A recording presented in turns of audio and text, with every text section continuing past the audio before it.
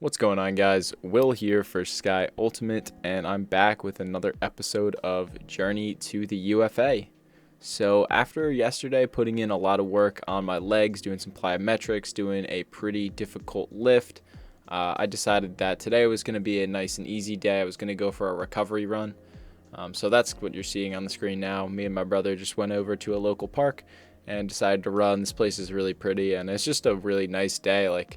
Late December, but it was probably about 45 degrees out. A little muddy in some places, but we mostly kept on the paths.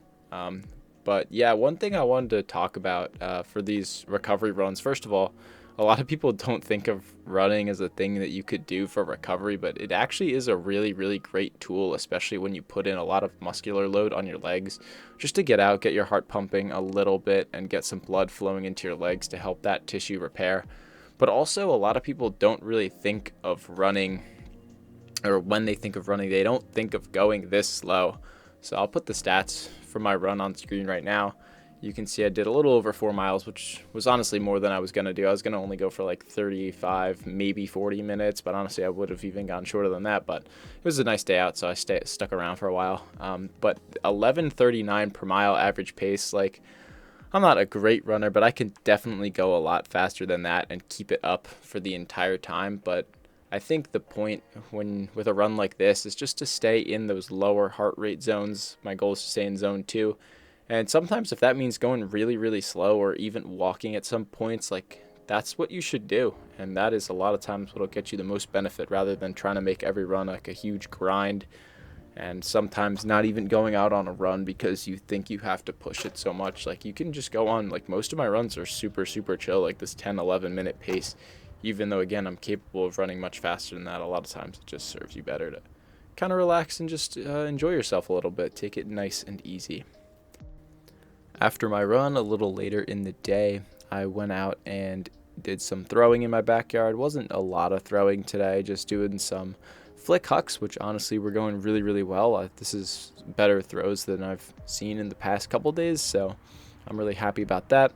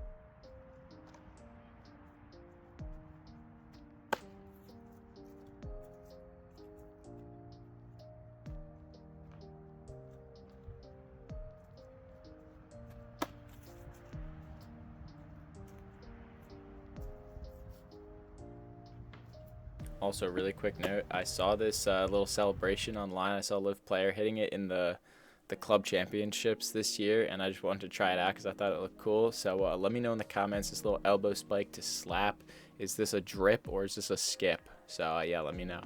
And afterwards, I was just kind of playing around with trying to get as much upward angle as possible on my flicks. That's something that's pretty easy to do with your backhand by just adjusting the grip, but it can sometimes be a little awkward to do on the flicks.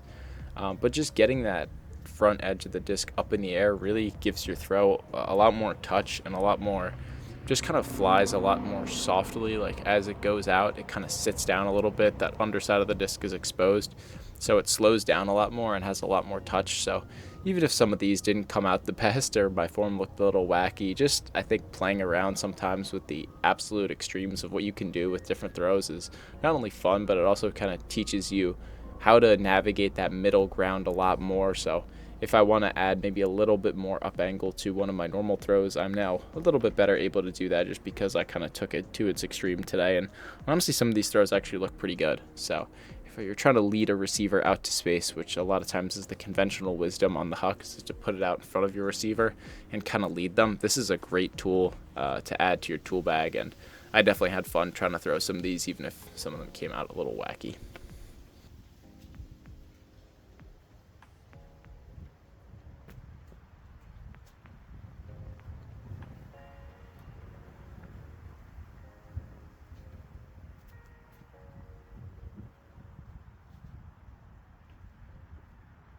After that, I was pretty much done for the day. I hope you guys enjoyed this episode. I might not be making them every day since it does take quite a bit of effort to bring my tripod, record, and then edit these, but I definitely enjoy it, and I hope you guys get something out of it. So I'll see you in the next one.